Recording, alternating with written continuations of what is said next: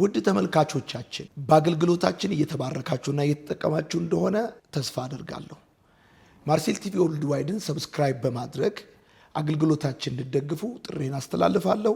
የጌታ ጸጋ ሰላም ይብዛላችሁ። ገላትያ መጽሐፍ ላይ እናውጣና ሁላችንም እንቆማለን። በገላትያ መጽሐፍ ምዕራፍ 3 ቁጥር 15 ላይ ያለውን የእግዚአብሔርን ቃል እናውጣለን። ወንድሞች ሆይ ከሰው ዕለታዊ ሕይወት የተለመደውን ምሳሌ አድርጌ ላቅርብ። የሰው ኪዳን እንኳን አንድ ጊዜ ከጸደቀ በኋላ ማንም ሊሽር ወይም በእርሱ ላይ ሊጨምርበት እንደማይችል ሁሉ በዚህም ጉዳይ ቢሆን እንደዚሁ ነው። የተስፋውም ቃል የተነገረው ለአብርሃምና ለዘሩ ነበር። መጽሐፍ ለብዙ ሰዎች እንደሚነገር ለዘሮቹ አይልም፣ ነገር ግን ለአንድ ሰው እንደሚነገር ለዘር ይላል፣ እርሱም ክርስቶስ ነው። የምለው እንደዚህ ነው። ከ430 ዓመት በኋላ የተሰጠው ሕግ አስቀድሞ በእግዚአብሔር የጸናውን ኪዳን አፍርሶ የተስፋውን ቃል አይሽርም። ርስትን መውረስ በሕግ ቢሆን ኖሮ በተስፋው ቃል ባልተገኘ ነበርና፣ እግዚአብሔር ግን በጸጋው በተስፋው ቃል አማካኝነት ለአብርሃም ሰጥቶታል። ታዲያ ሕግ የተሰጠበት ምክንያት ምንድን ነው? ሕግ የተጨመረው ከመተላለፍ የተነሳ ተስፋ ያመለከተው ዘር እስኪመጣ ድረስ ነበር። ሕጉም የመጣው በመላእክት በኩል በአንድ መካከለኛ እጅ ነበር። ሆኖም መካከለኛው አንድን ወገን ብቻ የሚወክል አይደለም፣ እግዚአብሔር ግን አንድ ነው። ታዲያ ሕግ የእግዚአብሔርን የተስፋ ቃል የሚቃወም ነውን? ከቶ አይደለም። ሕግ የተሰጠው ሕይወትን ለማስገኘት ቢሆን ኖሮ በእርግጥም ጽድቅ በሕግ በኩል በተገኘ ነበር። መጽሐፍ ግን ዓለም ሁሉ የኃጢአት እስረኛ መሆኑን ያውጃል። ይኸውም በኢየሱስ ክርስቶስ በማመን የሚገኘው ተስፋ ለሚያምኑት ሁሉ ይሰጥ ዘንድ ነው። ይህ እምነት ከመምጣቱ በፊት በሕግ አማካኝነት እስረኞች ሆነን እምነት እስከሚገለጥ ድረስ ተዘግቶብን ነበር። ስለዚህ በእምነት እንጸድቅ ዘንድ ሕግ ወደ ክርስቶስ የሚያደርሰን ሞግዚታችን ሆነ። አሁን ግን ያ እምነት ስለመጣ ከእንግዲህ በሕግ ሞግዚትነት ስራ አይደለንም። ሁላችሁም በክርስቶስ ኢየሱስ በማመን የእግዚአብሔር ልጆች ናችሁ። ከክርስቶስ ጋር አንድ ትሆኑ ዘንድ የተጠመቃችሁ ሁላችሁ ክርስቶስን ለብሳችሁታልና። በአይሁድና በግሪክ በባሪያና በነፃ ሰው በወንድና በሴት መካከል ልዩነት የለም። ሁላችሁም በክርስቶስ ኢየሱስ አንድ ናችሁ። የክርስቶስ ከሆናችሁ እናንተ የአብርሃም ዘር ናችሁ፣ እንደ ተስፋውም ቃል ወራሾች ናችሁ። ከፍ እናድርግ መጽሐፋችንን። ካልያዛችሁ ቀኝ እጃችሁን ከፍ አድርጉ። እግዚአብሔር ሆይ አመሰግናለሁ፣ ቃልህን እወደዋለሁ፣ ካንተም እማራለሁ። የበዛ ሰላም፣ የማይወሰድ ደስታ፣ የድል ሕይወት ዛሬም ነገም ለዘላለም አለኝ። አሜን። በኢትዮጵያ አዲስ ኪዳን ካህናት ቤተክርስቲያን አዲስ አበባ አጥቢያ የገላትያ መጽሐፍ ጥናታችን ቀጥሎ ዛሬ 3ኛው ምዕራፍ 15ኛው ቁጥር ላይ ደርሰናል። የምንመለከተው እስከ 29ኛው ቁጥር ድረስ ያለውን ሐሳብ ይሆናል። ዛሬ ምዕራፍ 3ን እናጠቃልላለን። ከዚህ በፊት በተቻለ መጠን ወደ ኋላ የሄድኩኝ ሪቫይዝ ለማድረግ ስሞክር ሰዓት እየወሰደብኝ ስለሆነ እንደሚገባ የዕለቱን ሐሳብ ለመናገር ጊዜ የበቃኝ ስላልሆነ የባለፈውን ሳምንት ሪቪዥን ከማርሴል ቴሌቪዥን የዩቲዩብ አካውንት ላይ መመልከት ትችላላችሁ። ዞሮ ግን ሐዋርያው ጳውሎስ የገላትያን መልእክት ሲጽፈው 6 ምዕራፎች አሉት። በመጀመሪያዎቹ 2 ምዕራፎች ሐዋርያነቱን ይከላከላል። በቀጣዮቹ 2 ምዕራፎች ትምህርቱን ይከላከላል። በመጨረሻዎቹ 2 ምዕራፎች ደግሞ ቅድስናን ወይም ተግባራዊ ክርስትናን ይከላከላል ብለን ተመልክተናል። ጳውሎስ በዕብራውያን ስትስማሙ 14ቱን የአዲስ ኪዳን መጽሐፍ ጽፏል። ይሄ የመጀመሪያው ነው። በ50ኛው ዓመተ ምህረት የጻፈው ማለት ይቻላል። ወዳጆቼ በገላትያ መጽሐፍ ምዕራፍ 3 ላይ የተመለከትነው ሐሳብ ምንድን ነው? ምዕራፉ 29 ቁጥሮች አሉት። በእነዚህ 29 ቁጥሮች ውስጥ ሐዋርያው ጳውሎስ አስረግጦ የሚናገረው ጽድቅና ቅድስና በእምነት ብቻ እንደሆነ ያስቀምጥላቸዋል። በተለይም ደግሞ ጽድቅና ቅድስና በእምነት ብቻ እንደሆነ አስረግጦ ሲያስቀምጥላቸው 3 ማረጋገጫዎችን ያቀርብላቸዋል።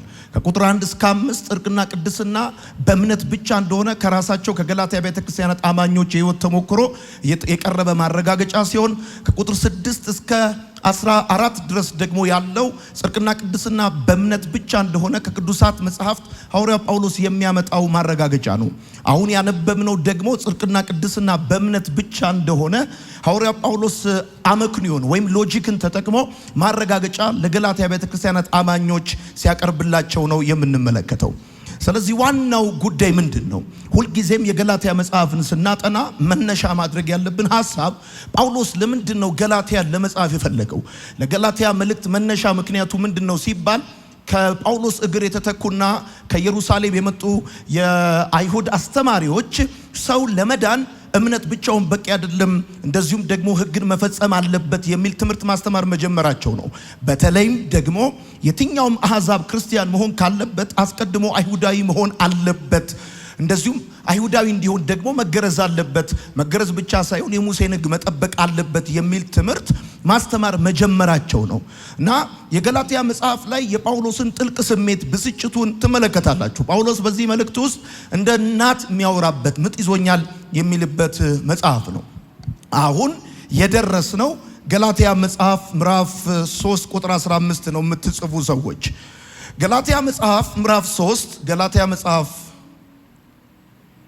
ምዕራፍ 3 በ3 ከፍለናል። ከ1 እስከ 5 ከ6 እስከ 14 ከ15 እስከ 29 እነዚህ ሶስቱም ጽድቅና ቅድስና በእምነት ብቻ እንደሆነ ጳውሎስ ማረጋገጫ የሚያቀርብባቸው ምዕራፎች ናቸው። በተለይ ይሄኛው ምዕራፍ ማለት ነው። ኦኬ ይሄን ብለን ካልን አሁን የምንገኘው ገላትያ መጽሐፍ ምዕራፍ 3 ከቁጥር 15 እስከ 29 ድረስ ባለው ክፍል ላይ ነው ወዳጆቼ። ሐዋርያ ጳውሎስ ጽድቅና ቅድስና በእምነት ብቻ እንደሆነ በገላትያ መጽሐፍ ምዕራፍ 3 ላይ ሁለተኛውን ማረጋገጫ ከቅዱሳት መጽሐፍት በማምጣት አባታቸው አብርሃም የጸደቀው ሕግ ከመሰጠቱ ከብዙ መቶ ዓመት በፊት እንደሆነ ይነግራቸዋል። ባለፈው እንደተነጋገርነው አብርሃም በሕግ ሥራ ነው የጸደቀው እንዳይባል አብርሃም ከጸደቀ ከ645 ዓመት በኋላ ነው ሕግ የተሰጠው። አብርሃም የጸደቀው በመገረዝ ነው እንዳይባል አብርሃም ከመገረዙ ከ13 ዓመት በፊት ነው አብርሃም የጸደቀው። አብርሃም የጸደቀው ምዕራፍ 15 ላይ ነው፣ የተገረዘው ምዕራፍ 17 ላይ ነው። ስለዚህ እኔ እንደ አዲስ ኪዳን ካህናት ቤተክርስቲያን አማኝና አገልጋይ ሰው ለመጽደቅ 100% የሚያስፈልገው እምነት እንጂ በእምነትና በስራ አይደለም። በገላትያ ቤተክርስቲያናት ውስጥ የተነሳ ሁለት መሰረታዊ ጥያቄ አለ። እሱ መርሳት የለባችሁም። የመጀመሪያው ጥያቄ ምንድነው? ሰው በእግዚአብሔር ፊት እንዴት ተቀባይነት ያገኛል ነው። ሰው በእግዚአብሔር ፊት እንዴት ሞገስ ሊያገኝ ይችላል? ወይም በሌላ አማርኛ እንዴት ሊጸድቅ ይችላል? የእያንዳንዱ ሃይማኖት ጥያቄ እኮ በእግዚአብሔር ፊት ተቀባይነትና ሞገስ ለማግኘት ለመጽደቅ ነው የሁሉ ሰው ሐሳብ።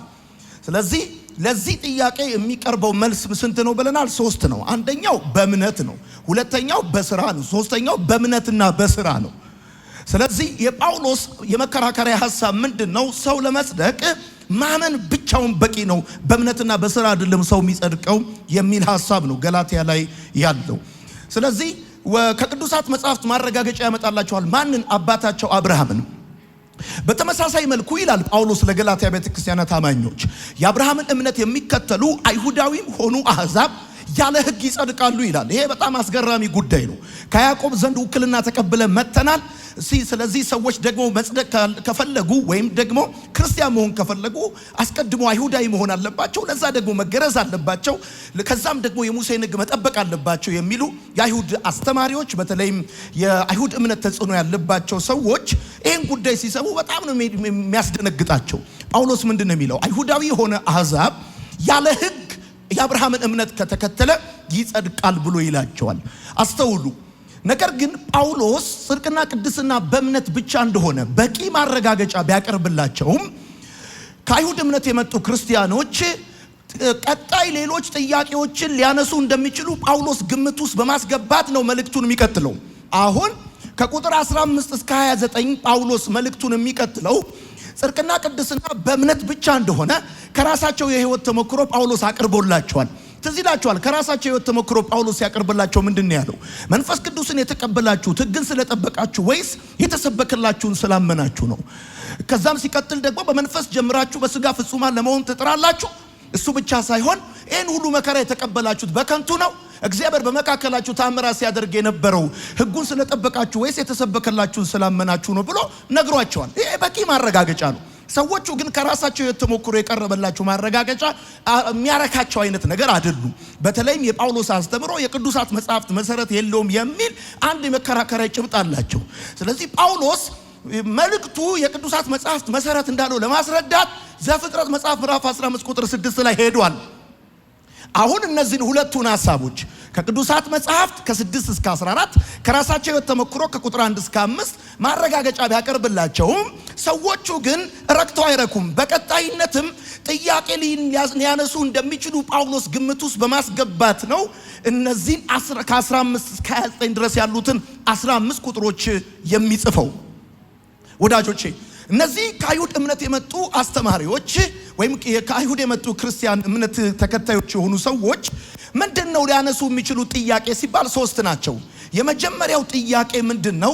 እግዚአብሔር የሙሴን ሕግ ለእስራኤላውያን በመስጠት መዳን የሚገኝበትን መንገድ ለውጧል የሚል መከራከሪያ ሐሳብ ያነሳሉ። ጳውሎስ እንዲህ አይነት ሐሳብ ሊያመጡ እንደሚችሉ ገብቶታል። እግዚአብሔር ለሙሴ በሲና ተራራ ሕግን ሰጥቶታል። ይሄን ሕግ ደግሞ ሙሴ ወስዶ ለእስራኤል ሕዝብ ሰጥቷል። ስለዚህ መዳን የሚገኝበትን መንገድ እግዚአብሔር ቀይሯል። ምንም እንኳን አባታቸው አብርሃም ዘፍጥረት መጽሐፍ ምዕራፍ 15 ላይ አምኖ ቢጸድቅም ከ645 ዓመት በኋላ ግን እግዚአብሔር ሕጉን የሰጠው መዳን የሚገኝበት መንገድ ስለተቀየረ ነው የሚል ነው አንደኛው ጥያቄያቸው። ሁለተኛው ጥያቄ ደግሞ ሕግ የማያጸድቅ ከሆነ ለምን ተሰጠ ነው። ሶስተኛው ጥያቄያቸው ጳውሎስ እንደሚለው ሕጉ ወደ ጎን ከተጣለ የአይሁድ እምነት አስተማሪዎች ስህተት እንደሆኑ ለማረጋገጥ ከብሉይ ኪዳን መጥቀስ ለምን አስፈለገ የሚል ሶስተኛ ሐሳብ ያነሳሉ። ከቅዱሳት መጽሐፍ ጽድቅና ቅድስና በእምነት ብቻ እንደሆነ ለማረጋገጥ ጳውሎስ ማረጋገጫ አድርጎ ሲያቀርብላቸው፣ በሌላ አማርኛ ከአይሁድ እምነት የመጡ ክርስቲያኖች ለመጽደቅ ሰው ማመን ብቻውን በቂ አይደለም እና ሕግን መስራት አለበት ብለው የሚሉት ትምህርት ስህተት ነው ብሎ ጳውሎስ የሚል ከሆነ እነዚህ ከአይሁድ እምነት የመጡ ክርስቲያኖች ስህተት መሆናቸውን ለማረጋገጥ ታዲያ ለምንድን ነው ከነሱ መጽሐፍ መጥቀስ ያስፈለገው የሚል ሶስተኛ ጥያቄ ያነሳሉ። ስለዚህ በደንብ አድርጋችሁ ተመልከቱ። አሁን ጳውሎስ ቀጣዮቹን 15 ቁጥሮች የሚጽፈው እነዚህ 3 ጥያቄዎች በተገቢው መንገድ ለመመለስ ነው። የመጀመሪያው ጥያቄ እግዚአብሔር ለሙሴ ሕግን በመስጠት ሙሴ ደግሞ ለእስራኤላውያን በመስጠት የመዳንን መንገድ ለውጧል ነው። ሁለተኛው ደግሞ ሕግ የማያጸድቅ ከሆነ ለምን ታዲያ ተሰጠ ነው።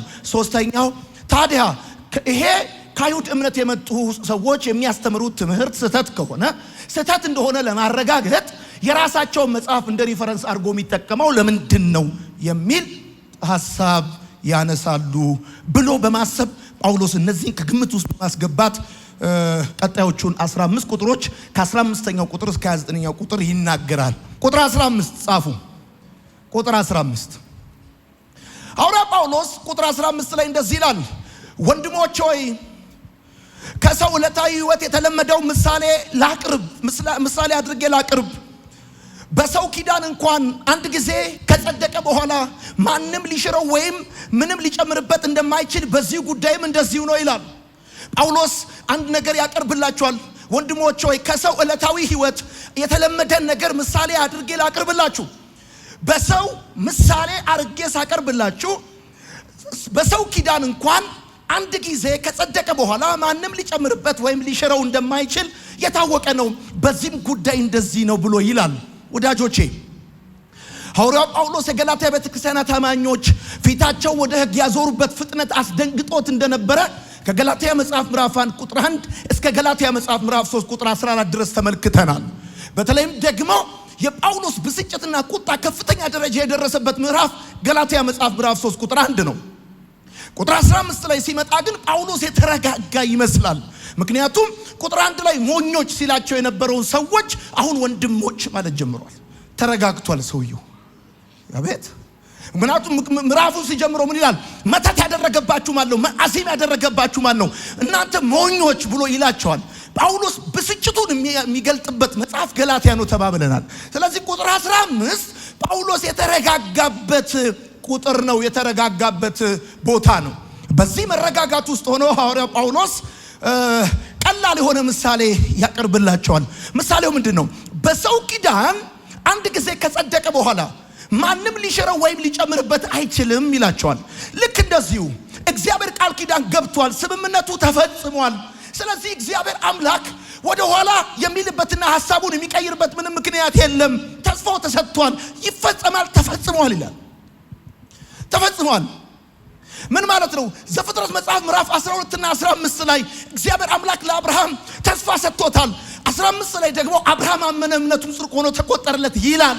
ስለዚህ እግዚአብሔር ቃል ኪዳን ገብቷል፣ ስምምነቱ ተፈጽሟል እና ከዚህ በኋላ እግዚአብሔር አምላክ ሐሳቡን የሚቀይርበት ወደ ኋላ የሚልበት ምንም ምክንያት የለም። እንዴት እንዴ? አይ እግዚአብሔርማ ተስፋውን ሰጥቷል እና ውሉ ተፈጽሞ ተፈራርመዋል፣ አልቋል። በሰው ኪዳን እንኳን አንድ ጊዜ ኪዳን ከጸደቀ በኋላ ማንም ሊሽረው ወይም በሱ ላይ ሊጨምር የሚችል የለም ይላቸዋል። አስፈላጊ ከሆነ በዚህ ኪዳን ውስጥ እግዚአብሔር እንጂ ኮሚትመንት የገባው አብርሃም የለበትም። አብርሃም በኪዳን ውስጥ ምንም ሚና የለውም። ሚናም ካለው የመተኛት ሚና ነው። ለአብርሃም የቀረበለት ምንም ቅድመ ሁኔታ የለም።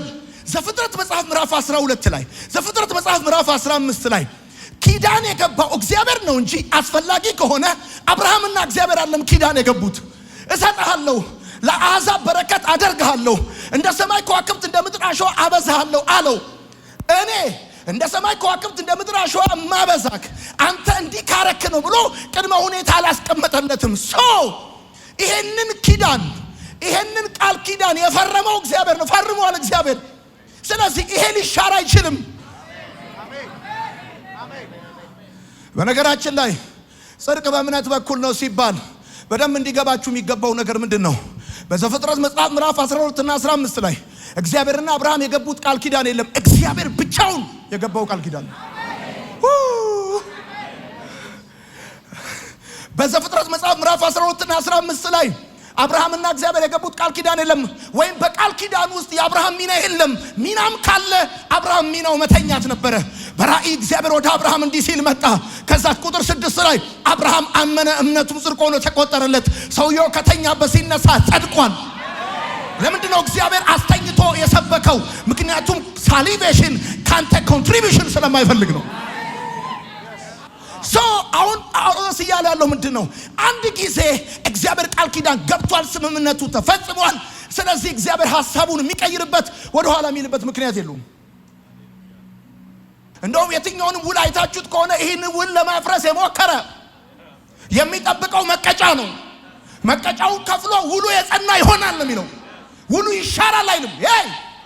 ሄዶ ውልና ማስረጃ ተፈራርማችሁ የምታውቁ ከሆነ ትዋዋላላችሁ፣ ክፍያ ትከፍላላችሁ፣ ትገዛላችሁ፣ ስምምነቱ ይጸድቃል። መጨረሻው ላይ እንደዚህ ይላል፣ በዚህ ውል ላይ ሐሳቡን መቀየር የፈለገ ካለ መቀጫ ይሄን ያህል ይከፍላል። ከዛስ ውሉ አንድ ጊዜ ቃል ኪዳን ተፈርሟል፣ ተፈጽሟል። በምን? አብርሃም አመነ እምነቱን ጽድቅ ሆኖ ተቆጠረለት። በዚህ ኪዳን ላይ መጨመር አይቻልም። በነገራችን ላይ በዚህ ኪዳን ላይ አብርሃም ሐሳቡን ቀየረ እንዳትሉ፣ አብርሃም በኪዳን ውስጥ እንደው ሚና አልነበረውም። ኮሚትመንቱን የፈረመው እግዚአብሔር ብቻ ነው። አብርሃም እግዚአብሔር በገባው ቃል ኪዳን ላይ ፊርማውን ያስቀመጠው በመገረዝ ነው ይላል ጳውሎስ። ኦኬ። ከዛ ቀጥሎ እንደዚህ ይላል ጳውሎስ። አሁን የመጀመሪያው ወንድሞቼ በሰው ዕለታዊ ሕይወት ምሳሌ አድርጌ ላቅርብላችሁ። በሰው ኪዳን እንኳን አንድ ጊዜ ከጸደቀ በኋላ ማንም ሊሽረው ወይም ሊጨምርበት እንደማይችል በዚህም ጉዳይ በምን ጉዳይ? በመዳን ጉዳይ ሶስተኛ ወገን መጥቶ ሊሽረው አይችልም። በቃ አለቀ፣ ተፈርሟል፣ ተፈጽሟል፣ ስምምነቱ ጸድቋል። ከዛ ቁጥር 16 ላይ እንደዚህ ይላል ጳውሎስ፣ የተስፋው ቃል የተነገረው ለአብርሃምና ለዘሩ ነው ይላል። መጽሐፍ ለብዙ ሰው እንደሚናገር ለዘሮቹ አይልም፣ ለአንድ ሰው እንደሚናገር ለዘር ይላል። እርሱም ክርስቶስ ነው። የተስፋው ቃል ተቀባዮች አብርሃምና ኢየሱስ ናቸው። የተስፋው ቃል ተቀባዮች አብርሃምና ሙሴ አይደሉም፣ አብርሃምና ኤልያስ አይደሉም፣ አብርሃምና ኢሳያስ አይደሉም፣ አብርሃምና ኤርሚያስ አይደሉም። የተስፋው ቃል ተቀባዮች አብርሃምና ኢየሱስ ናቸው። እርሱም ክርስቶስ ነው ይላል። ኢየሱስ የአብርሃም ዘርና እግዚአብሔር ለአብርሃም የገባው ቃል ኪዳን ፍጻሜ ነው። የተስፋው ቃል የተነገረው ለአብርሃምና ለዘሩ ነበረ። መጽሐፍ ለብዙ ሰዎች እንደሚናገር ለዘሮቹ አይልም፣ ነገር ግን ለአንድ ሰው እንደሚናገር ለዘር ይላል። እርሱም ክርስቶስ ነው። ስለዚህ በቀራንዮ መስቀል ላይ በጎልጎታ ጎኑን በጦር የተወጋው የሸዋ አክሊል የደፋው እሱ የመንፈሳዊ ቅድሚያታቸው የአባታቸው የአብርሃም ቃል ኪዳን ተቀባይ፣ የቃል ኪዳኑ ወራሽ፣ እግዚአብሔር ለአብርሃም የገባው ቃል ኪዳን በሱ በኩል የተፈጸመበት ቁጥር 16 እሱን ይላል። ኢየሱስ ጌታ። እስቲ አሜን በሉ። ከዛ ቁጥር 17 እንደዚህ ይላል፣ ከ430 ዓመት በኋላ የተሰጠው ሕግ እግዚአብሔር አስቀድሞ ያጸናውን ኪዳን አፍርሶ የተስፋውን ቃል ሊሽረው አይችልም ይላል ጳውሎስ። ከ430 ዓመት በኋላ የሚለው ከዘፍጥረት መጽሐፍ ምዕራፍ 46 እስከ ዘጸአት መጽሐፍ ምዕራፍ 19 ድረስ ያለውን ጊዜ ከግምት ውስጥ በማስገባት ነው።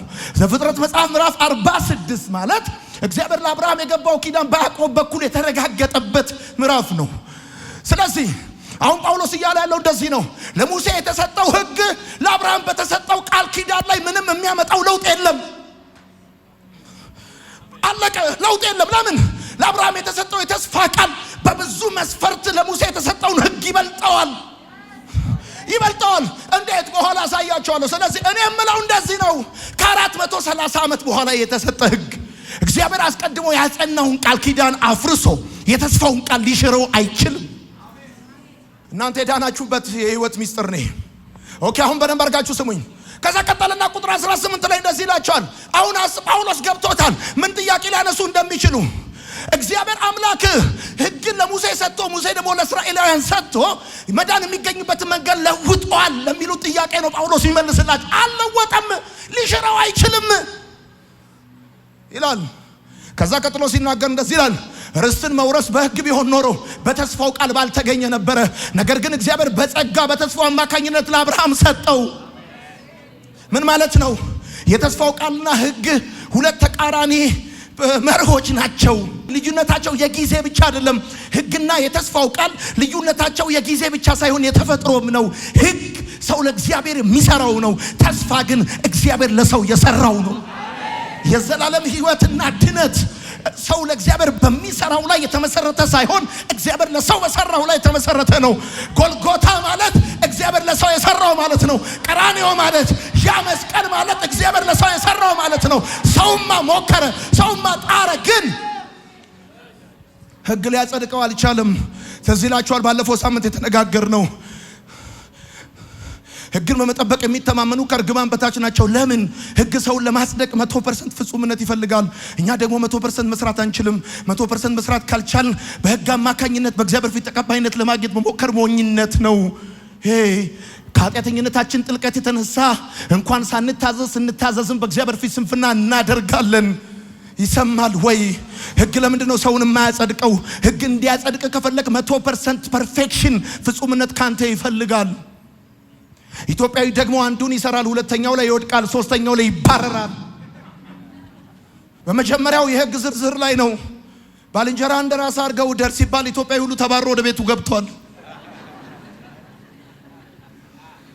በተስፋው ላይ ማንኛውንም አይነት የሕግ አይነት መጨመር ተስፋውን ያፈርሰዋል ይላል ጳውሎስ።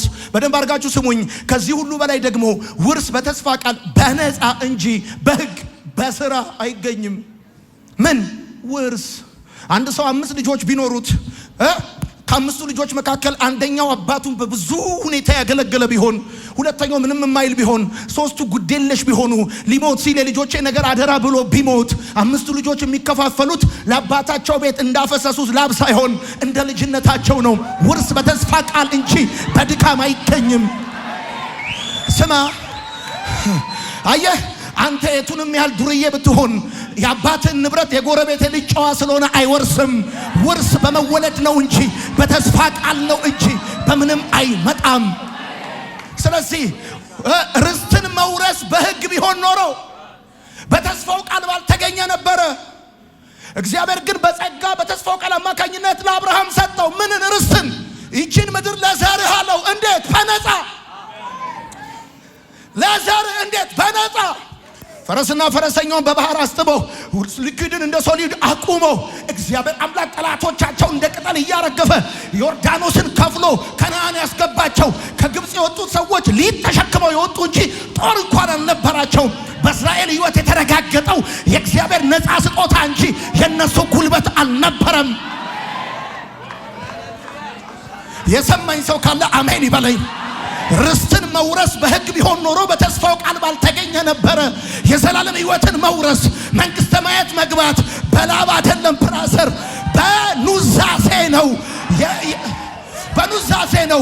የተናዘዘው ደግሞ ቃሉን ሰጥቶ በመስቀል ላይ ሞቷል። በእኔ የሚያምን አለ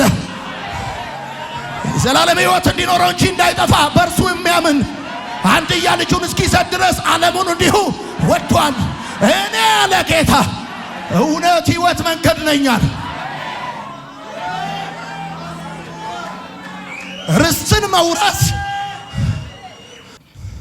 አንዳንድ ቤተሰብ አይታችሁ ከሆነ ወላጆቻቸው መጨረሻ ላይ ከመሞታቸው በፊት የሆኑት ጭራሽ ዞር ብለው አያዩአቸውም። በጣም ደግሞ ወላጆቻቸውን ተጠግተው ያስታመሙ የፈጉ ብዙ ነገር ያደረጉ እዛ ይኖራሉ። ከዛ ወላጅ ያልፋል አይደለ? ሁሉም ዞር ብሎ ያላየውም እዛ ሲያስታምም የነበረውም ሁሉም የወራሽነት መብቱን ለማረጋገጥ ፍርድ ቤት ይሄዳል። ወራሽነት በጸባይ አይደለም በመወለድ ነው። ወራሽነት ብራዘር በተስፋ ቃል ነው። አባትየው የልጆቼም ነገር ካለ አለ ነው። ስለዚህ ጳውሎስ እንደዚህ ይላል፣ ርስትን መውረስ በሕግ ቢሆን ኖሮ ማለት በሥራ ቢሆን ማለት በተስፋው ቃል ባልተገኘ ነበር።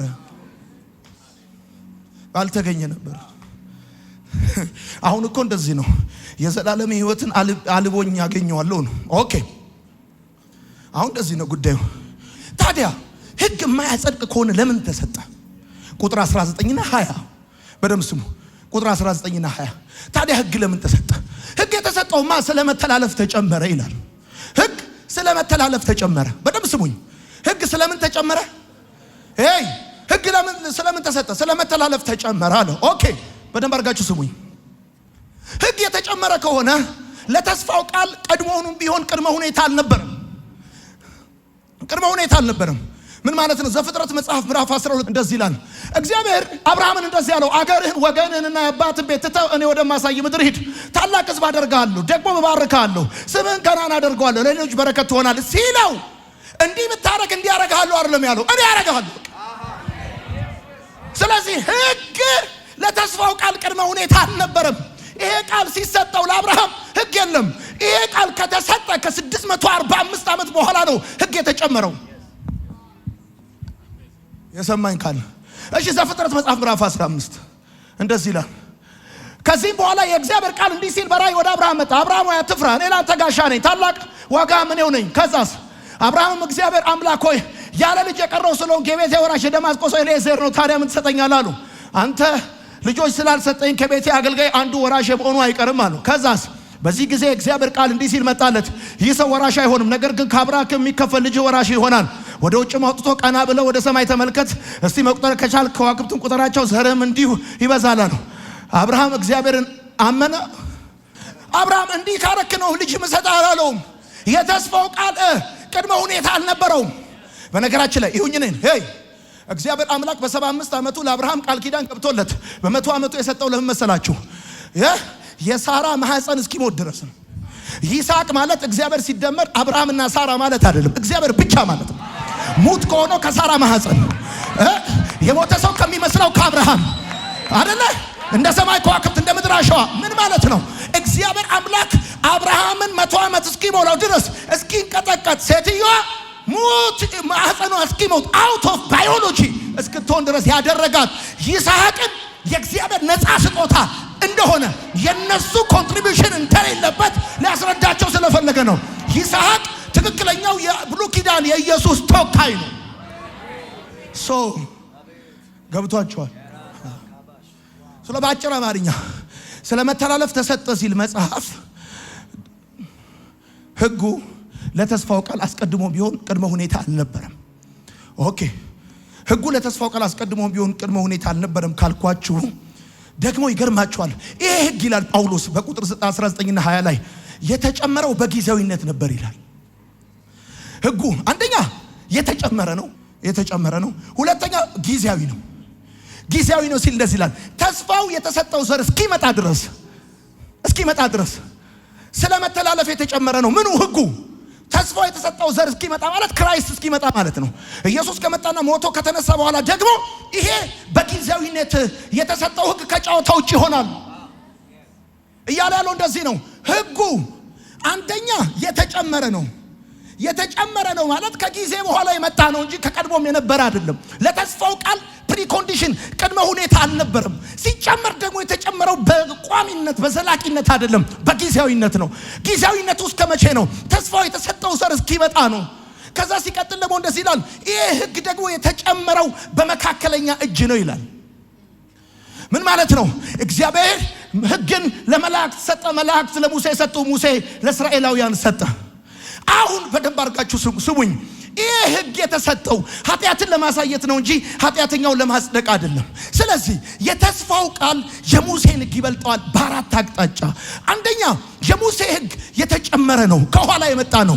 የተስፋው ቃል ግን ከቀድሞም የነበረ ነው። ሁለተኛው የሙሴ ሕግ ጊዜያዊ ነበረ፣ የተስፋው ቃል ግን ዘላለማዊ ነው። ሶስተኛ የሙሴ ሕግ በመካከለኛ እጅ የተሰጠ ነው። የተስፋው ቃል ግን እግዚአብሔር ለአብርሃም ሲሰጠው መካከለኛ አልነበረም። የተስፋው ቃል ግን ያለ መካከለኛ ስለተሰጠ ወደ እምነት ከመጣ መካከለኛ አያስፈልግም። ሕግ ጋር ከሄድክ ግን የግድ ባንተና በእግዚአብሔር መካከል ሌላ ካህን፣ ሌላ መልአክ ያስፈልጋል። ሄሎ ገብቷቸዋል? ያወራሁት የግድ ነው። ሰዎቹ መልአክ ምን ያደርግልሃል የሚለው ትምህርት አይደለም የሚጠቅማቸው የዘላለም ሕይወት ዘፍጥረት መጽሐፍ ምዕራፍ 15 ላይ አብርሃም አመነ እምነቱም ጽድቅ ሆኖ ተቆጠረለት በሚለው ነው። ሳሊቬሽን በእምነት ነው። እሺ እምነት ነው፣ በእምነት ነው ሰው የሚጸድቀው። ያለ ቀን እምነት አብርሃም እንዴት ነው የጸደቀው ሲባል በእምነት ሲጸድቅ ያን የተስፋ ቃል እግዚአብሔር እንዴት ሰጠው? በመካከል ያለ ምንም መካከለኛ ቀጥታ ነው። አብርሃም ተኝቶ ነበር፣ እግዚአብሔር በራእይ ወደ አብርሃም መጣ ይላል።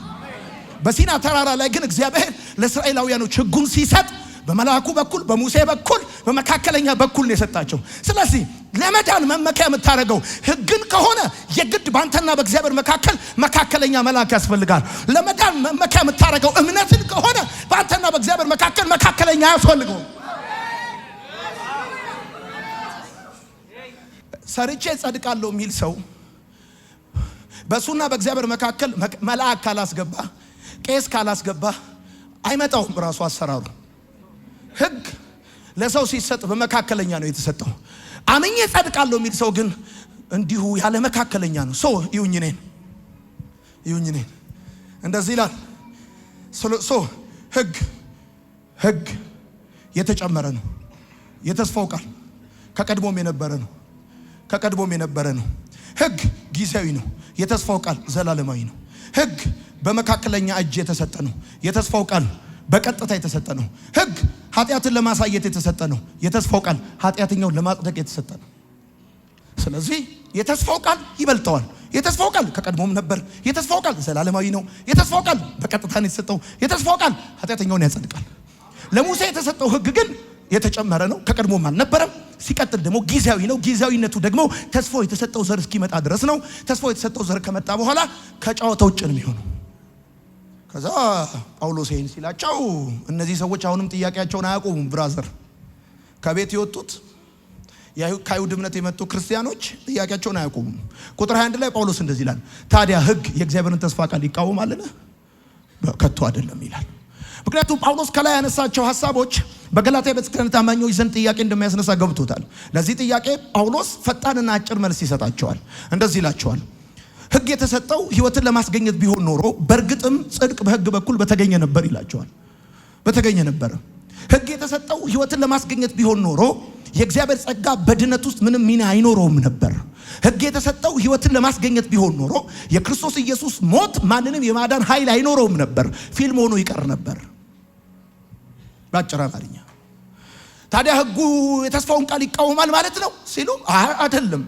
ሕግ የተሰጠው ሕይወትን ለማስገኘት ቢሆን ኖሮ ጽድቅ በሕግ ይገኝ ነበር፣ በእርግጥም ይገኝ ነበር ይላቸዋል። ኦኬ አያችሁ፣ ሕግ የተሰጠው ሕይወትን ለማስገኘት ቢሆን ኖሮ በድነት ውስጥ የእግዚአብሔር ጸጋ ሚና አይኖረውም ነበር። ድነት ደሞዝ ነው የሚሆነው፣ የሰዎች ጥረት የሰዎች ድካም ውጤት ነው እንጂ የሚሆነው የእግዚአብሔር ነፃ ስጦታ አይሆንም ነበር። ሕግ የተሰጠው ሕይወትን ለማስገኘት ቢሆን ኖሮ የክርስቶስ ኢየሱስ ሞት ማንንም የማዳን ኃይል አይኖረውም ነበረ። ወዳጆቼ በደም ስሙኝ። ቁጥር 21 ላይ ጳውሎስ እንደዚህ ይላቸዋል። ቀጥሎ እንደዚህ ይላል፣ መጽሐፍ ግን ይላቸዋል። መጽሐፍ ግን ሲል ሕግ ግን ማለት ነው ዓለም ሁሉ የኃጢአት እስረኛ መሆኑን ያውጃል። የተስፋውን ቃል ሳይሆን የሚቃወመው ይሄ ሕግ መጽሐፍ ግን ሕግ ግን ዓለም ሁሉ የኃጢአት እስረኛ መሆኑን ያውጃል። ይኸውም ኢየሱስ ክርስቶስን በማመን የሚገኘውን ተስፋ ለሚያምኑት ይሰጥ ዘንድ ነው ይላል። ምን ማለት ነው? ሕግ ሕይወትን ከመስጠት ይልቅ ዓለምን ሁሉ ከርግማን በታች ይዘጋል፣ ከኩነኔ ስር ያደርጋል። እንኳን ሕይወትን ሊሰጥ አይደለም ይላቸዋል። በጣም ነው የሚገርመው። ከዛ ቁጥር 23 ላይ እንደዚህ ይላቸዋል፣ እንዳትጽፉ ይሁኝ እኔን ይህ እምነት ከመምጣቱ በፊት በሕግ አማካኝነት እስረኞች ሆነን ሕግ እስኪገለጥ ድረስ ተዘግቶብን ነበር ይላል። አሁን ጳውሎስ ቁጥር 23 ላይ የሕግን ትክክለኛ ተግባር ይነግራቸዋል። የሕግን ትክክለኛ ነገር ይነግራቸዋል። ሕጉ እንደ እስር ቤት ሆኖ ያገለግል ነበር። ኢየሱስ ክርስቶስ ሲመጣ መንፈሳዊ ሕይወትና ነፃነት ታወጀ ይላቸዋል። በአጭር አማርኛ ይህ እምነት ከመምጣቱ በፊት በሕግ አማካኝነት እስረኞች ሆነን ሕግ እስኪገለጥ ድረስ ተዘግቶብን ነበር። ሕጉ እንደ እስር ቤት ሆኖ ያገለግል ነበር። እስረኞች ነበር። ሌላውን ተው። ሕጉ እስራኤላውያኖችን እንደ ዜጋ ተቀብሎ ሌላውን አውጥቶ ጥሏል። ከዚህ እስራኤል ድረስ መስዋዕት ይዘህ ብትሄድ ውጪ ነው የምትቆመው። በግሪክና በአረማይክ ቋንቋ ማንም ወደ ውስጠኛው ክፍል መግባት አይቻልም ብሎ ይከለክላል። እሱ ብቻ አይደለም፣ ሕጉ በራሳቸው በእስራኤላውያንም ዘግቷል። ወደ ቅድስተ ቅዱሳኑ የሚገባው ሊቀ ካህኑ ብቻ ነው። ቆልፏል። ሕጉ ዘግቷል። በሕጉ አማካኝነት እስረኛ ሆነን ነበር፣ ተዘግቶብን ነበር ይላል። እና ሕጉ ይሰራ የነበረው ምን አድርጎ ነው? ዓለም ሁሉ የኃጢአት እስረኛ መሆኑን ያውጃል። ኃጢአተኛ ነህ ይላል። በነገራችን ላይ ሁሌ ነግራቸዋለሁ፣ ይሄን ስጋ ቆንጥጣችሁት ክርስቲያን አታረጉትም። ይሄ ስጋ 3 ቀን ምግብ ስትከለክሉት የዋህ ነው የሚሆነው፣ ክርስቲያን ይሆናል። 4ኛው ቀን በላ ሲያደርግ ቡላም ገንፎ ምንም ሲጨማምር ከወደቀበት ይነሳል። አቤት! አሁን ተመልከቱ። ከሕግ የተነሳ እስረኞች ሆነን ተዘግቶብን ነበረ። እስረኞች ነበርን ከሕግ የተነሳ። ኢየሱስ ሲመጣ መንፈሳዊ ሕይወት ታወጀ። ኢየሱስ ሲመጣ ነፃ ወጣን። ቆልፎብን ነበር፣ ሕግ ዘግቶብን ነበር። ምን ብሎ? ዓለም ሁሉ በኃጢአት እስረኛ ነው ብሎ አውጆ ነበር። ቢጫ ቱታ አልብሶን ነበር። ጠቅላላ ቢጫ ቱታ የለበሰ እስረኛ ነበረ። ኢየሱስ ሲመጣ ግን ነፃነት ታወጀ። የሰማኝ ሰው ይሄ እኮ አንተ የዳንክበት ሚስጥር ነው። አሚን በል። ነፃነት ታወጀ ይላል። ስለዚህ በእምነት እንጸድቅ ዘንድ ሕግ ወደ ክርስቶስ ኢየሱስ የሚያደርስ ሞግዚታችን ሆነ። ሞግዚት የሚለው የግሪኩ ቃል ፔዳጎግ ማለት ነው። ፔዳጎግ ማለት የልጅ አሳዳጊ ማለት ነው። የልጅ አሳዳጊ ማለት ትምህርት ቤት የሚያደርስ፣ ከትምህርት ቤት የሚመልስ፣ ስነ ምግባር የሚያስተምር፣ ከጉዳት የሚጠብቅ፣ ለአዋቂነት የሚያዘጋጅ ጊዜያዊ ጠባቂ ማለት ነው። ሕጉ ወደ ክርስቶስ የሚያደርሰን ሞግዚታችን ሆነ። ሕጉ ሞግዚት ከሆነ ወላጁ ሌላ ነው ማለት ነው። ሕጉ ሞግዚት ነው። ሕጉ ሞግዚት ከሆነ ወላጁ ሌላ ነው። አሁን የእስራኤላውያን ችግር መሰረት ተዘግቶብን ነበር ማለት መሰላችሁ። ይሁን እኔና ዶኢ ወደ ቸርች ስንመጣ ብዙ ጊዜ ምሳሌ እናገር። ወደ ቸርች ስንመጣ ሜላላ እንዳታስቸግር ሞግዚት አላት፣ ምትጠብቃት፣ ከጉዳት ምትጠብቃት፣ ምትንከባከባት። ልክ እኛ እዚህ ስንሆን ሜላላን የመምራትና የመቆጣጠር ስልጣን ያላት ሞግዚቷ አለች። ታይ ትላለች፣ አትንኪ፣ ተነሽ፣ ቁጭ በይ ትላለች። ኦኬ። ሜላላን ስንሰጣት እና እኛ ወደዚህ ስንመጣ ውድ የሆኑ ዕቃዎች ያሉበትን ቤት ሁሉ እንቆልፋለን። አሁን ሜላላ የምትጫወተው የኔ ልጅ የምትጫወተው በአባቷ ብልጽግና ልክ ሳይሆን በሞግዚቷ ነፃነት ልክ ነው። አቤት! ሞግዚቷ ላይ ስትቆልፍ አብረ ልጅ ላይም ትቆልፋል። ሞግዚቷን ስትከለክል ልጅንም ትከለክላለህ። በሕግ አማካኝነት እስረኞች ሆነን ተዘግቶብን ነበር። ልክኛ ፕሮግራም ጨርሰን ወደ ቤት ስንሄድ የመጀመሪያው መኝታ ቤታችን ሌላው ነገር ሲከፈት አሁን ልጄ ከሞግዚት ክልል ተወጣና ወደ አባቷ ብልጽግና ትገባለች። ይሰማል ወይ? የዓለም ሕዝብ በሕግ አማካኝነት ኃጢአተኛ መሆኑ ታውጆ ተዘግቶበት ነበር። አሁን ወላጁ ዘፍጥረት መጽሐፍ ምዕራፍ 15 ሲመጣ ተዘግቶበት የነበረው ተከፈተለት። ወደ አባቱ ብልጽግና መግባት ይችላል። ዛሷ ኢየሱስ መስቀል ላይ ሲሞት የቅዱስ ቅዱሳኑ መጋረጃ የተቀደደው በአንድ መንፈስ ወደ አብ መግባት አለን አለ።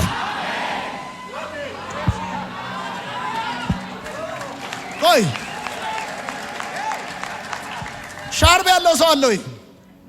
በነገራችን ላይ በእምነት ላይ የትኛውንም አይነት ስራ መጨመር የተስፋውን ቃል ማፍረስ ነው።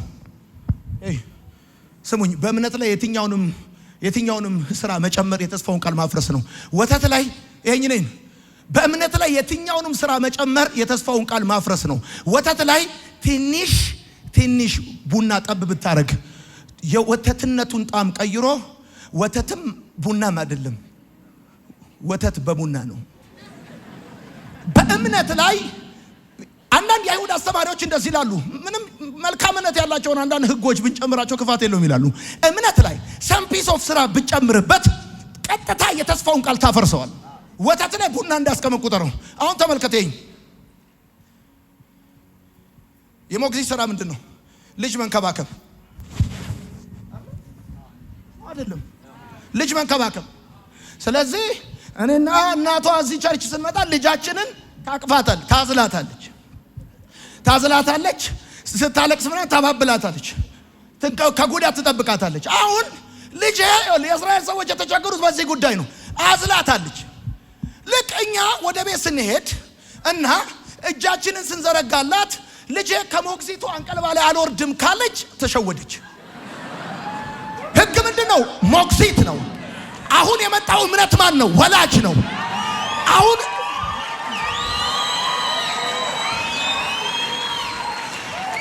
ህግን ነው የምፈልገው። እኔ ከእምነት ጋር ጉዳይ የለኝም፣ ሰርቼ ነው መቀጠል የምፈልገው ካልክ እኔ የምፈልገው ወላጄን ሳይሆን ሞግዚቱን ነው ያልክ ነው። አሁን የኢትዮጵያ ሰዎች እያስቸገሩ ያሉት ለዛ ነው። ከወላጃቸው ይልቅ ሞግዚታቸውን ይወዳሉ። ከሞግዚታቸው ጋር ብዙ ጊዜ ያጠፋሉ። እንደዚህ አለ። ስለዚህ በእምነት እንጸድቅ ዘንድ ህግ ወደ ክርስቶስ የሚያደርሰን ሞግዚት ሆነ።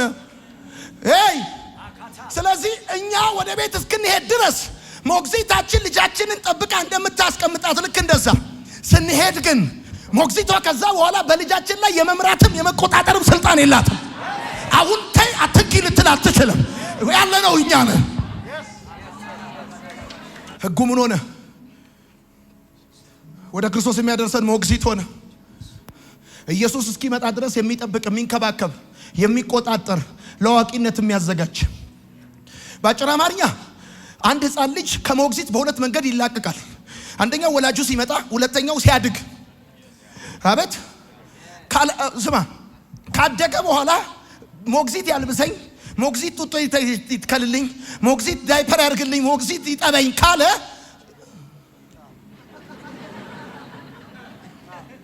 ህግ ሞግዚት ነው። አሁን ብራዘር ህጉ የተጨመረ ነው፣ ከቀድሞም የነበረ አይደለም። ደግሞ የተጨመረው በጊዜያዊነት ነው። ጊዜያዊነቱ እስከ መቼ ነው? የተስፋው ቃል ተስፋው የተሰጠው ዘር እስኪመጣ ድረስ እና ደግሞ ሲሰጥ በመካከለኛ እጅ ነው። የተስፋው ቃል ግን በቀጥታ ነው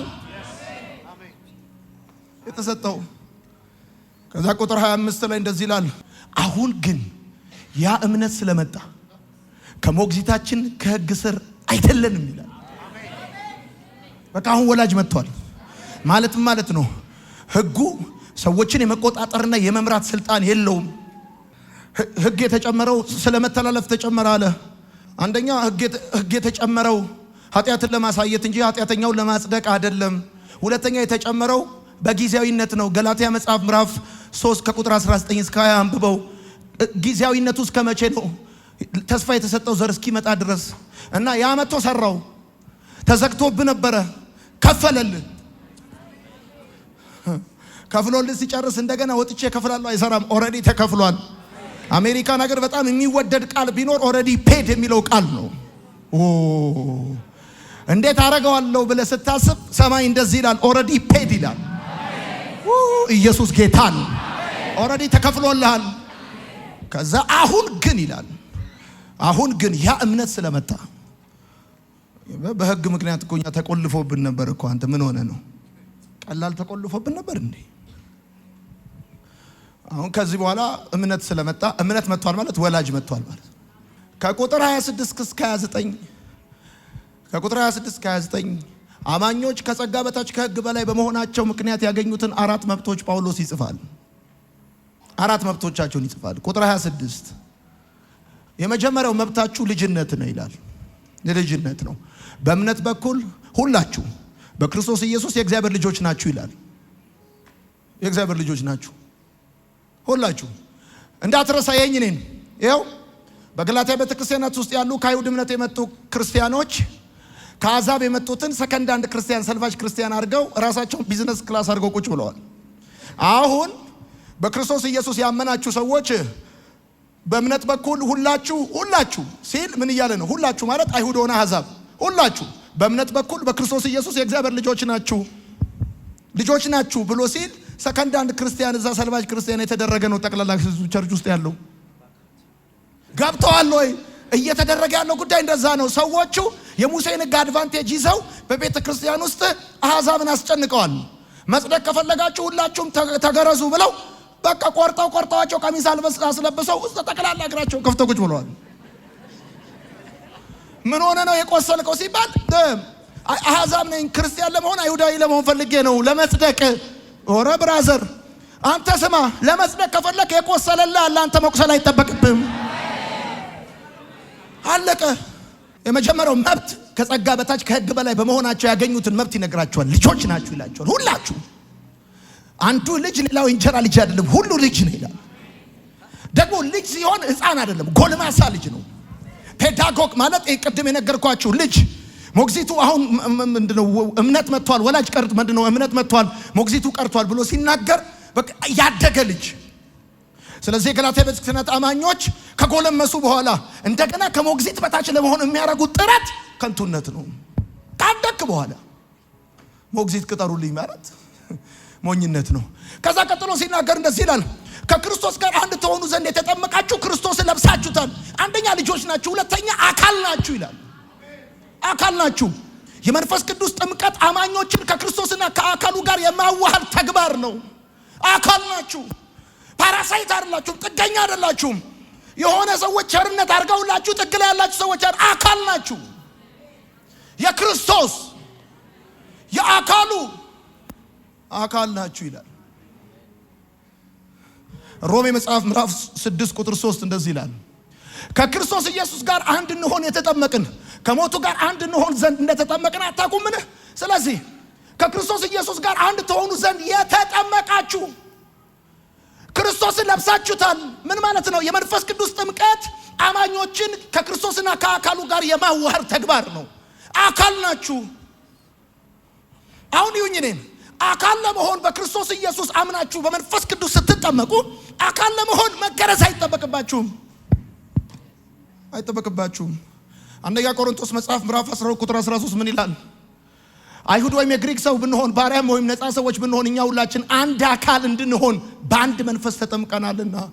የመንፈስ ቅዱስ ጥምቀት አማኞችን ከክርስቶስና ከአካሉ ጋር የማዋሃድ ተግባር ነው። ተጠምቀናልና። ስለዚህ በክርስቶስ ኢየሱስ በማመናቸው ምክንያት ከጸጋ በታች ከሕግ በላይ በመሆናቸው ያገኙትን አራት መብት ሲነግራቸው አንደኛ ልጆች ናችሁ ይላቸዋል። ሁለተኛ አካል ናችሁ። ሶስተኛው ክርስቲያን በክርስቶስ አካል ውስጥ አንድ ነው ይላል። አንድ ናችሁ ይላል። የመጀመሪያው ልጅ ናችሁ፣ ሁለተኛው አካል ናችሁ፣ ሶስተኛው አንድ ናችሁ። አንድ ናችሁ። አይሁድ የለም፣ የግሪክ ሰው የለም፣ ባሪያ የለም፣ ነፃ ሰው የለም፣ ወንድ የለም፣ ሴት የለም። አንድ ናችሁ። አለቀ በቃ። አንድ ናችሁ። ይሄ እዛ ሶሻል ስታተስ እና አይሁዳዊ ነኝ ሌላ የግሪክ ሰው ነው እያለ አይሁዳዊ እኮ አሕዛብን በጥፊ መቶ እጁን ይታጠባል። ምን ሆነ ነው? እንደ ቆሻሻ እንደ ጉድፍ እንደ ድንጋይ እኮ ነው የሚቆጥሯቸው። አሁን ልጆች ናችሁ፣ ከዛስ አካል ናችሁ፣ ከዛስ አንድ ናችሁ። አካል ብቻ አይደላችሁም፣ ደግሞ አራተኛው መብታችሁ ወራሽ ናችሁ። ልጆች ከሆናችሁ ወራሾች ናችሁ። አሁን ብዙ ሰው አንደርስታንድ ያላደረገውን መሰለ። የዘላለም ሕይወትን መውረስ በሥራ ሳይሆን በልጅነት ነው። ልጅነት ደግሞ ኢየሱስን አምኖ በመቀበል ነው። ስለዚህ የዘላለም ሕይወትን ለማግኘት የሚጠበቅብህ አንተ ልጅ መሆን ነው እንጂ ሰራተኛ መሆን አይደለም። በደንብ ትፈጋለህ፣ እድሜ ልክን ሰርተህ ትሰናበታለህ። ጳውሎስ ይህን ይላል። ርስትን መውረስ በሕግ ቢሆን ኖሮ በተስፋው ቃል ባልተገኘ ነበር ይላል። ሼኪውን የቱንም ያህል ብትወዳቸው፣ ሼክ አሊ አላሙዲን ብለህ ብትነቀሳቸው፣ በሚድሮክ ውስጥ እድሜ ልክን ብትሰራ ጎበዝ ልጅ ብለው ጀርባህን ይመቷል እንጂ አወርሱ። ልጅ ስትሆን ግን ይገርምሃል፣ ኖዋን ኮምፕሌን ማድረግ አይችልም።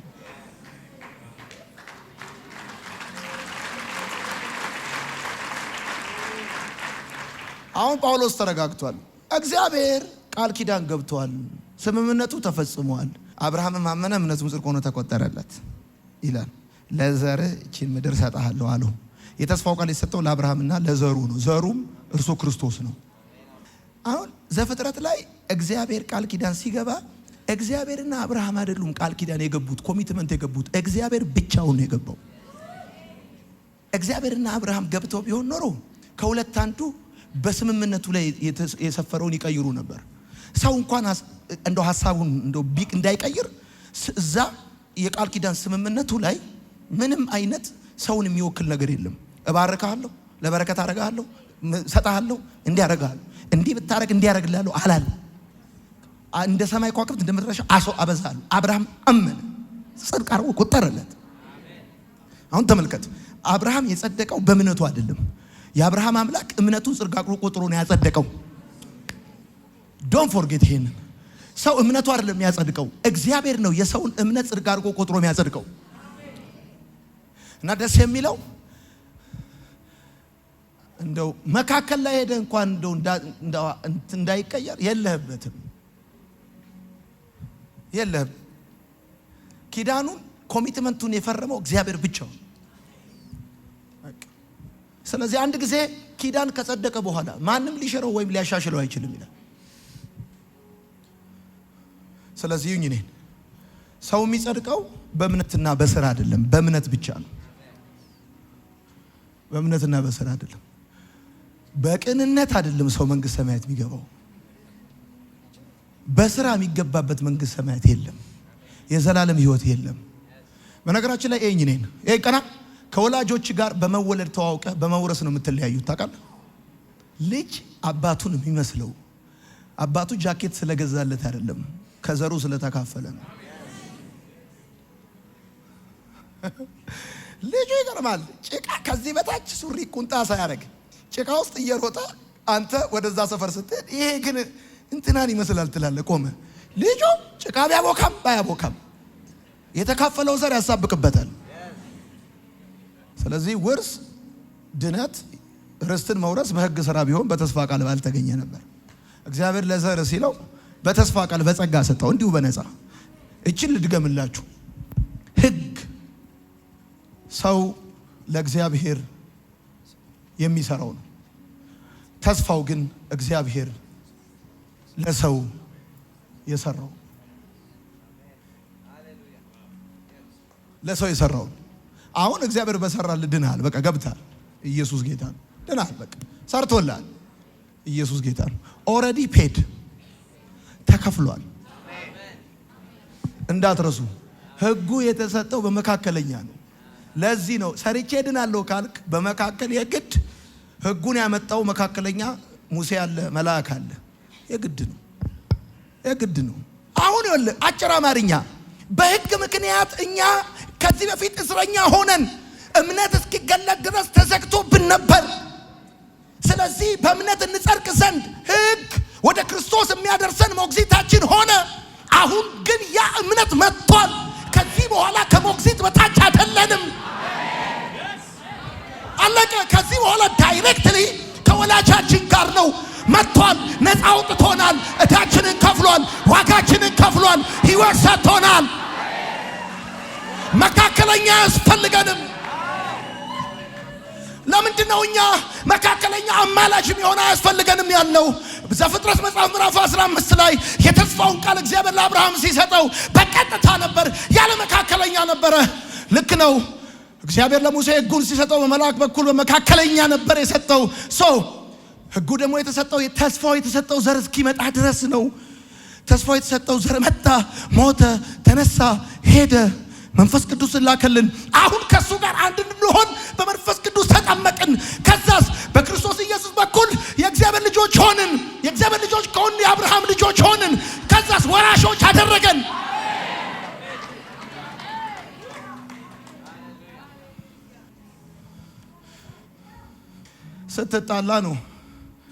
ስትጣላ ነው በመካከለኛ የምትልከው። የትምህርት ቤት በዩ የምትለው፣ የታክሲ የለኝም በዩ የምትለው ስትጣላ ነው። እኛ ታረቀን። ራሱ ታረቀን። በልጁ ዓለማትን በልጁ ከራሱ ጋር አስታረቀን፣ ታረቀን። ስለዚህ እኛ በመካከለኛ አናወራም። አሁን ቀጥታ ነው የምናወራው። ህግ የሚል ሰው ህግ ከቀድሞም አልነበረም፣ የተጨመረ ነው። ለምን ተጨመረ? ስለመተላለፍ ምን ሊያረግ? ኃጢአትን ለማሳየት እንጂ ኃጢአተኛውን ለማጽደቅ አልተጨመረም። ሲጨመር ደግሞ በጊዜያዊነት ነው። እንዴት? ተስፋው የተሰጠው ዘር እስኪመጣ። ሲጨመር ደግሞ በመካከለኛው እጅ ነው። በማ በኩል? በመልአክ በሙሴ በኩል። የተስፋው ቃል ከቀድሞም የነበረ ነው። የተስፋው ቃል ዘላለማዊ ነው። የተስፋው ቃል በቀጥታ የተሰጠ ነው። የተስፋው ቃል ኃጢአትን ለማሳየት ሳይሆን ኃጢአተኛውን ለማጽደቅ የተሰጠ ነው። ኃጢአተኛውን በሚያጸድቅ በእግዚአብሔር የሚያምን ሰው እምነቱ ጽድቅ ሆኖ ይቆጠርለታል። ህግ ምን ነበር? ሞግዚት። የሞግዚቱ ስራ ምንድን ነው? ልጅን ማሳደግ፣ መቆጣጠር፣ ከአደጋ መጠበቅ፣ አትቅመስ አትንካ ማለት፣ እሳት ውፉ ተው ማለት። በቃ አሁን ወላጅ መጣ። ወላጅ ሲመጣ ከሞግዚቷ ላይ አልወርድም ትላል። ሄዳለሁ ከሞግዚቷ ጋር ትላል። ሞግዚቷን ተከትለህ ከሄድክ ከሁለት ያጣ ነው የምትሆነው። ለምን? የአባትንም ቤት ታጣለህ። እሷም ስትሄድ የአባቷ ቤት ልጅ አይደለም። ከሁለት ያጣ ትሆናለህ። የራስንም አባት ሞግዚቷን ተከትለህ ሄደህ አጣል። እዛም ስትሄድ አባቷን ቤት ከወሰደች ሞግዚቷ አባትየው ካወረሱም ለልጃቸው እንጂ ለአንተ አይወርሱም። ከሁለት ያጣ ነው የምትሆነው። ስለዚህ በህግ ስራ ጸድቃለሁ ካልክ ከሁለት ያጣ ትሆናለህ። ከምድርም ከሰማይም ነው የምታጣው። እዚህ መሬት ላይ ብርህን ትበላለህ፣ ጉልበትን ትበላለህ፣ ተረከዝን ትበላለህ፣ ብዙ ነገር ትበላለህ፣ ብዙ ነገር ትበላለህ። በአውሬ ትበላለህ፣ በበሽታ ትበላለህ፣ ሰማይ የዘላለም ህይወት ትበላለህ። ነግሬሃለሁ። ጳውሎስ አለ ጽድቅና ቅድስና በእምነት ብቻ ነው አለ። በደም ስሙኝ። መዳን በእምነት ብቻ ነው። ስራስ እንደፈለግን እንኑር አንኖርም። እና ስራ ኑሯችን ለመስቀሉ ፍቅር ምላሽ ነው። የፍቅር ዕዳ አለብን። ሃሌሉያ። ለወደደን ከበደላችን በደሙ ላጠበን ለአባቱና ለአምላኩ መንግሥት ካህናት እንድንሆን ላደረገ ለሱ ከዘላለም እስከ ዘላለም ክብር ይሁንለት። አሜን።